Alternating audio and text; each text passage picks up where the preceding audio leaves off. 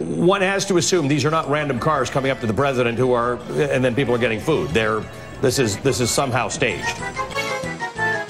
Welcome to this week's Wacky Moments of Liberal Expression. This was the week that the liberal media focused their efforts on derailing Judge Brett Kavanaugh's confirmation vote for the Supreme Court. Now, the 35-year-plus sexual assault allegation brought up against him by Professor Christine Blasey Ford is important. So important that MSNBC brought in Hillary Clinton to discuss it because of her historically proven deep concern for taking women who make allegations of this type seriously. I just think that a lot of this is deliberately designed to sensationalize charges against my husband because everything else they've tried has failed. Right. FBI needs to look into this, and the investigation needs to be conducted. The interviews need to be done by the FBI before she should testify. Do you have any reaction to that?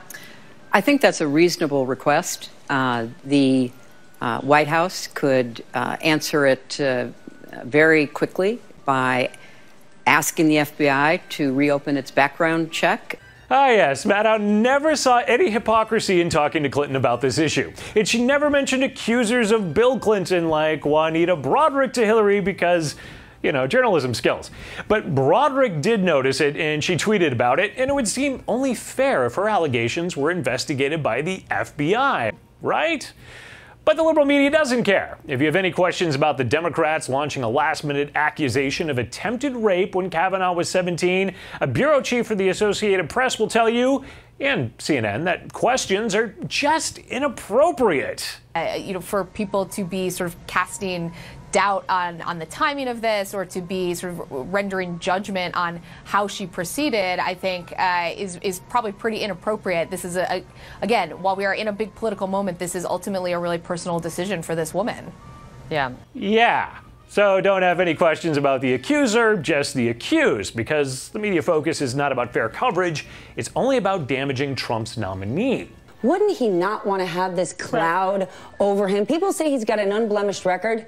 This is a big old blemish either way. Either way, you know, creating a no-win situation. Like when the liberal media covers the president handing out food to hurricane survivors this week. What we're seeing here is the president seems to be in front of cars. He's then handing meals to people. I assume that someone has vetted this. One has to assume these are not random cars coming up to the president and then people are getting food. This is somehow staged. Oh, of course. The MSNBC anchor Ali Velshi, it had to be staged. His bias stank so bad, even his own reporter couldn't hold his nose. This is somehow staged. Well, I wouldn't be so certain about that. Now, word of mouth could have spread, but there was a tight hold on where the president's movements would be. This is what, in Secret Service talk, they say is an OTR, an off the record. So it isn't on any official log. All these people that are there visiting with the president, they haven't been frisked. They haven't gone through the intense security that you normally go through to get anywhere close to the president. We certainly hadn't picked anything up that there was any sort of indication that the president was going to be going to this location and delivering meals. It's true. Sometimes people just happen to be near the president at the right time and they haven't been screened. And as CNN will show us, in some cases, that can help your liberal political career. Because while many people would struggle to name the members of their county board of supervisors, there is one way to get your board campaign to receive national media exposure. She made headlines after this photo capturing her giving the president's motorcade the bird. That woman now is running for office. We'll talk to her live next.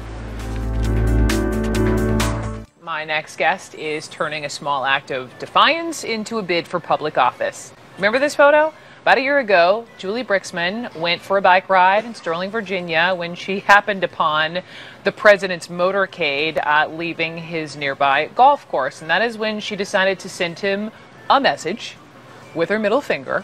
She did not know, though, as she was doing this, that she would be photographed by a Getty photographer. And she certainly didn't know that the photo would get this much attention. Julie Brixman is with me now. Julie, welcome.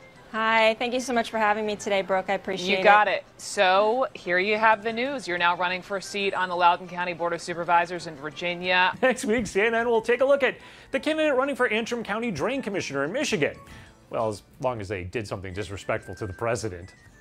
That's all the wackiness I can handle for now. I'm Eric Shiner for MRC-TV. I'll return with more media wackiness next week.